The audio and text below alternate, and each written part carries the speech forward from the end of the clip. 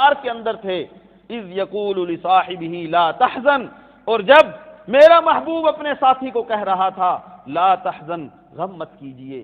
اب یہاں میں نے عرض کرنا تھا کہ یار لوگ شور مچاتے ہیں کہ دیکھیے جناب، ابو بکر صدیق نے تو جب کافروں کو دیکھا کہ وہ غار کے دہانے تک پہنچ گئے تو انہوں نے شور مچانا شروع کر دیا تاکہ کافر سرکار دو عالم صلی اللہ علیہ وسلم کو نعوذ باللہ گرفتار کر لیں۔ میں یہ عرض کرتا ہوں کہ کاش تم نے قرآن پڑھا ہوتا اور قرآن کا مطالعہ کیا ہوتا، لیکن شاید تمہاری قسمت میں قرآن کی نہ تلاوت ہے اور نہ اس کا مطالعہ ہے کہ حزن کس جگہ استعمال ہوتا ہے اور خوف کا کیا معنی ہے۔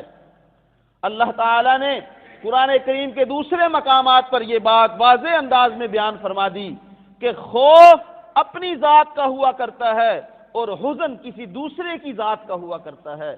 اور دلیل کے طور پر اللہ تعالیٰ نے موسیٰ علیہ السلام کی والدہ ماجدہ کا قصہ ذکر کیا کہ جب موسیٰ علیہ السلام کی والدہ ماجدہ موسیٰ علیہ السلام کو اپنی گود میں بٹھائے بیٹھی تھی اور اپنے موسیٰ کی جانب دیکھتے ہوئے ڈر رہی تھی کہ کہیں فرعون کے کارندے وہ آئیں اور مجھے بھی سزا دیں اور میرا بیٹا بھی چھین کر مجھ سے ذبح نہ کر دیں، تو اللہ تعالیٰ نے وہاں دو جملے ارشاد فرمائے، وَأَوْحَيْنَا إِلَىٰ أُمِّ مُوسَىٰ أَنْ أَرْضِعِيهِ فَإِذَا خِفْتِ عَلَيْهِ، جب اگر تجھے خفتی علیہ اپنی جان کا خوف ہو فَأَلْقِيهِ فِي الْيَمِّ، پھر کیا ہوگا، اس کو سمندر میں دریا میں ڈال دینا، لا تخافی ولا تحزنی، دو لفظ استعمال فرمائے، لا تخافی ولا تحزنی، نہ اپنی ذات کا خوف کرنا کہ تجھے کوئی آ کر تکلیف پہنچائے گا، ولا تحزنی، اور نہ موسیٰ کے بارے میں غم کرنا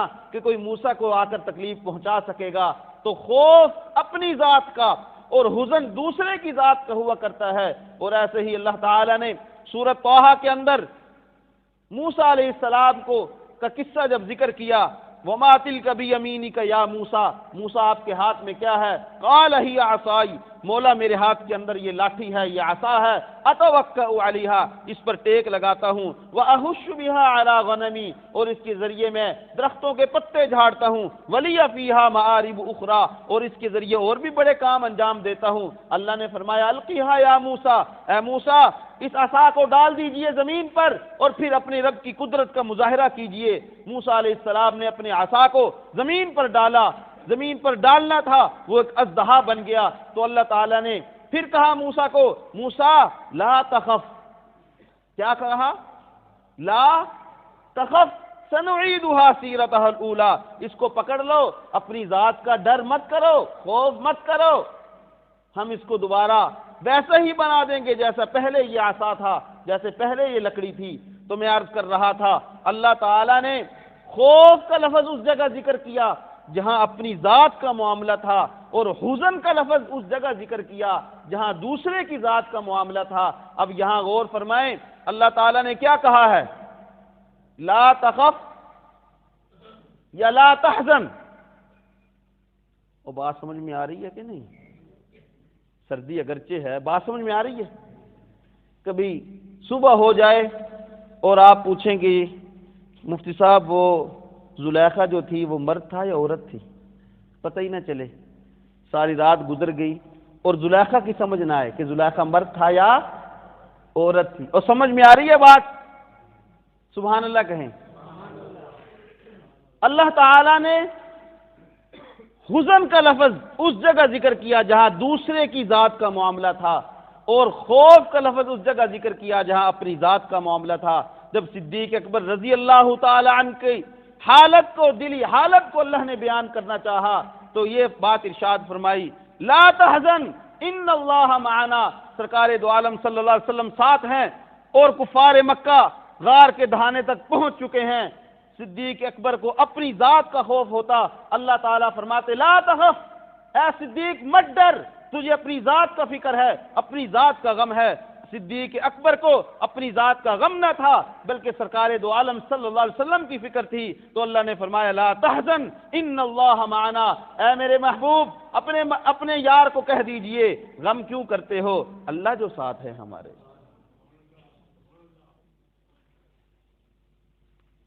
لا تحزن ان اللہ معنا۔ یار لوگ بڑے شوشے اڑاتے ہیں، کہتے ہیں ابو بکر نے شور مچا دیا نعوذ باللہ من ذالک، کہ شاید وہ چاہتے تھے کہ رسول اللہ صلی اللہ علیہ وسلم گرفتار ہو جائیں۔ عاشق یوں چاہا کرتا ہے کبھی، اور کبھی لوگوں کے ذہنوں میں شکوک و شبہات پیدا کرنے کے لیے کہتے ہیں کہ دیکھیں جی ابو بکر نے تو نعوذ باللہ من ذالک العیاذ باللہ سیدہ فاطمہ کا حق مار لیا تھا۔ ظالموں آؤ دیکھو صدیق اکبر کی سیرت کو، جس نے اپنا سارا گھر سرکار دو عالم صلی اللہ علیہ وسلم کے خاندان پر لٹا دیا ہو، وہ اماں فاطمہ کا حق مارے گا؟ اور کبھی کہتے ہیں کہ حضرت علی کا حق مارا۔ اچھا بڑی عجیب بات ہے، اگر ان سے پوچھا جائے کہ بھائی آپ کس بنیاد پر کہتے ہو کہ جو حق تھا خلافت وہ حضرت علی کا تھا، ابو بکر کا نہیں تھا، تو جواب میں پتہ ہی کیا فرماتے ہیں ہمارے یار بھائی، یار لوگ کہتے ہیں جی اصل میں اقربیت کی بنیاد پر خلافت ملنی چاہیے تھی، اور اقرب جو ہیں وہ حضرت علی ہیں۔ اقربیت رشتہ داری، کیا کہتے ہیں؟ اقربیت کی بنیاد پر خلافت کو ملنا چاہیے تھا، اور اقرب کون ہے؟ علی ہیں۔ ہم کہتے ہیں ملنگو، وہ حضرت علی ہی اقرب ہیں، چچا حضرت عباس حضرت علی سے بھی اقرب ہیں۔ اگر تمہاری ہی دلیل کو لے لیا جائے کہ اقربیت کی بنیاد پر خلافت ملنی چاہیے تھی، پھر تو حضرت عباس کو ملتی۔ اگر اقربیت کی بنیاد پر خلافت ملتی تو پھر اماں فاطمہ کو ملتی کہ جو جگر کا ٹکڑا ہے۔ اقربیت کی بنیاد پر خلافت ملتی تو حسن و حسین کو ملتی۔ اچھا پھر جب یہ جواب دیں تو کہتے ہیں نہیں نہیں، اصل میں ہم سے غلطی ہو گئی، اقربیت کی بنیاد پر نہیں بلکہ مصاہرت کی بنیاد پر، داماد ہونے کی وجہ سے حضرت علی کو خلافت ملنا چاہیے تھی۔ ہم کہتے ہیں جھلو ملنگو، اگر یہ بنیاد بناتے ہو تو حضرت علی بھی داماد ہیں، دوسری طرف دیکھو حضرت عثمان دوہرے داماد ہیں۔ حضرت عثمان، پھر 2 مرتبہ حضرت عثمان کو دو اور پھر تیسری مرتبہ حضرت علی کو دے دو۔ یہ جو پہلا نمبر ہے یہ تو تمہاری بات ہی جھوٹ ہے، یہ تمہاری بات ہی، یہ لوگوں کے ذہنوں میں شکوک و شبہات پیدا کر کے ایمان خراب کرنے کی کوشش کی جاتی ہے کہ دیکھو جی اقرب، اب لوگ سمجھتے ہیں یہ باقی یار ملنگ ہے تو ملنگ، اگرچہ بھنگ پی ہوئی ہے لیکن بات تو صحیح کر رہا ہے، اقرب تو حضرت علی ہیں۔ یہ نہیں سوچتا کہ اقرب اگر حضرت علی ہیں تو حضرت عباس بھی تو اقرب ہیں، چچا ہیں وہ۔ حضرت علی اقرب ہیں تو اماں فاطمہ بھی تو اقرب ہیں، حسن حسین بھی تو اقرب ہیں، اور اگر دامادی رشتے کو دیکھا جائے تو حضرت عثمان بھی تو داماد ہیں، بلکہ دوہرے داماد ہیں۔ حضرت عثمان تو وہ ہیں جن کے بارے میں پیارے آقا نے کھڑے ہو کر بات ارشاد فرمائی تھی، اے عثمان خدا کی قسم اٹھا کر کہتا ہوں اگر محمد کے پاس 40 بیٹیاں ہوتی ایک ایک کر کے تیرے حرم میں دیتا جاتا، مجھے تجھ سے اتنا پیار ہے، تو نے دامادی کا حق ادا کیا ہے۔ عثمان تو وہ تھے، اور عثمان تو وہ تھے جن کے بارے میں پیارے آقا نے یہ جملے ارشاد فرمائے تھے، ما ذر عثمان ما عمل بعد هذا اليوم، جب سب کچھ لا کر آقا کے قدموں میں ڈالا، آسمان کی طرف دیکھ کر کہا، اے عثمان آج کے بعد تو کوئی عمل نہ بھی کرے پھر بھی اللہ نے جنت تیرے لیے واجب کر دی ہے۔ عثمان تو وہ تھے۔ تو اللہ تعالیٰ نے فرمایا لا تحزن ان اللہ معنا، خوف کس کا تھا؟ صدیق اکبر کو سرکار دو عالم صلی اللہ علیہ وسلم کا خوف تھا۔ اچھا میں آج سوچ رہا تھا اللہ تعالیٰ نے اپنے محبوب کو بھی عجیب نام عطا کیا اور محبوب کے یار کو بھی عجیب نام عطا کیا۔ سرکار دو عالم صلی اللہ علیہ وسلم کا نام ہے محمد، سب کہہ دے صلی اللہ علیہ وسلم۔ محمد کا معنی ہے تعریفوں والا۔ دنیا کا کوئی کافر یہ کہے کہ میں تعریف نہیں کرتا، ہم پوچھیں گے کس کی تعریف نہیں کرتے؟ وہ کہے گا تعریفوں والوں کی تعریف نہیں کرتا۔ محمد کی تعریف خود ہی اس کی دشمن کی زبان سے بھی نکلے گا، تعریفوں والا۔ محمد کا کیا معنی ہے؟ تعریفوں والا۔ کس؟ میں تعریف نہیں کرتا، کس کی تعریف نہیں کرتے؟ کہے گا محمد کی، تعریفوں والوں کی، تعریفوں والے کی تعریف۔ ابو بکر اللہ نے عجیب نام دیا کہ اگر دشمن کہے کہ میں نہیں مانتا، میں نہیں مانتا، تو ابو بکر کا معنی ہی ہے کہ پہلا مومن، پہلا خلیفہ، ہم پوچھیں گے کیا نہیں مانتا؟ وہ کہے گا کہ میں مومن نہیں مانتا۔ کسے؟ ابو بکر کو، پہلے مومن کو۔ اس کی زبان سے نکلے گا پہلا مومن، میں مومن نہیں مانتا۔ کسے؟ ابو بکر کو۔ کیا کہے گا اپنی زبان سے؟ دوسرے لفظوں میں، میں پہلے مومن کو پہلا مومن نہیں مانتا۔ اللہ تعالیٰ نے اپنے محبوب کو بھی عجیب نام عطا کیا اور محبوب کے یار کو بھی عجیب نام عطا کیا۔ اس لیے علماء نے لکھا کہ دیکھو سیرت صدیق کو، صدیق اکبر کون ہے؟ آقا کے بچپن کا ساتھی صدیق اکبر، آقا کے لڑکپن کا ساتھی صدیق اکبر، آقا کی جوانی کا ساتھی صدیق اکبر، آقا کے ساتھ سفر تجارت کا ساتھی صدیق اکبر، آقا کی سب سے پہلے بشارت سننے والا صدیق اکبر، آقا کا خواب دیکھنے والا صدیق اکبر، اور آقا کے ہاتھ میں سب سے پہلے ہاتھ دے کر کلمہ پڑھنے والا صدیق اکبر، نبوت کا ساتھ دینے والا صدیق اکبر، نبوت کی تائید کرنے والا صدیق اکبر، نبوت کے ساتھ چلنے والا صدیق اکبر، نبوت کے ساتھ مکہ کی گلیوں میں فریضہ تبلیغ ادا کرنے والا صدیق اکبر، اور جس کے خاندان نے سب سے زیادہ قربانیاں پیش کی وہ صدیق اکبر، جس کی بیٹی نے آقا کی محبت میں تھپڑ کھائے وہ صدیق اکبر، جس نے آقا کے قدموں میں سب کچھ نچھاور کر دیا وہ صدیق اکبر، جسے قرآن نے فَأَمَّا مَنْ أَعْطَى وَاتَّقَى وَصَدَّقَ بِالْحُسْنَى کہا وہ صدیق اکبر، جسے قرآن نے ثانی اثنین کہا وہ صدیق اکبر، جسے قرآن نے لا تحزن ان اللہ معنا کہا وہ صدیق اکبر، جسے قرآن نے فَأَمَّا مَنْ جَاءَكَ فَأَمَّا مَنْ أَعْطَى وَاتَّقَى وَصَدَّقَ بِالْحُسْنَى کہا وہ صدیق اکبر، جس کے بارے میں قرآن کریم کی 13 آیات مبارکہ اتری وہ صدیق اکبر، جس کی فضیلت میں سورہ عصر اتری وہ صدیق اکبر، وہ صدیق اکبر جس کے بارے میں آقا نے فرمایا ابو بکر دنیا کے سارے انسان جنت کے اندر دیدار عام کریں گے، اللہ کا دیدار عام ہوگا لیکن تجھے اللہ اپنا دیدار خاص کروائیں گے وہ صدیق اکبر، وہ صدیق اکبر جس نے مسجد نبوی کی زمین کا ٹکڑا خرید کر آقا کے لیے وقف کیا وہ صدیق اکبر، جس نے قباء کی زمین خریدی وہ صدیق اکبر، جس نے مسجد نبوی کی پہلی اینٹ رکھی وہ صدیق اکبر، جو علی کے نکاح کا گواہ بنا وہ صدیق اکبر، جس نے آقا کی کملی کو بدر کے موقع پر درست کر کے تسلی دی وہ صدیق اکبر، جس نے سرکار دو عالم صلی اللہ علیہ وسلم کی خاطر سب کچھ لٹایا وہ صدیق اکبر، جو سرکار دو عالم صلی اللہ علیہ وسلم کے مصلے کا وارث بنا وہ صدیق اکبر، جا کے دیکھو جو مزار میں ساتھ لیٹا ہوا ہے وہ ہے صدیق اکبر۔ نام ہی اللہ نے ایسا عطا کیا تھا، وہ پہلا مددگار، پہلا صحابی، نبی نے جسے ہر قدم پہ دعا دی، وہ افضل بشر بعد از انبیاء ہے، وہ جانے صداقت وہ جانے وفا ہے، فرشتے اسی کی اداؤں پہ عاشق، اسی کی نماز و دعاؤں پہ عاشق، وہ نبیوں سے کمتر، اماموں سے اعلیٰ، محمد سے ہر دم وفا کرنے والا، وہ درویش دربار شاہ رسولم، وہ تصویر ایقان صدیق اکبر، رسالت کی راہوں کا معصوم ساتھی، محمد کا ارمان صدیق اکبر، محمد کا سلطان ہے سب انبیاء کے، امت کا سلطان ہے صدیق اکبر۔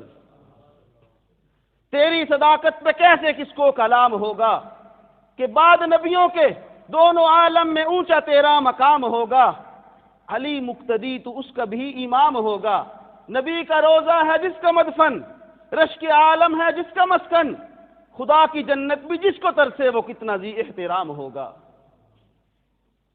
ابو بکر، علماء نے لکھا کہ اللہ تعالیٰ نے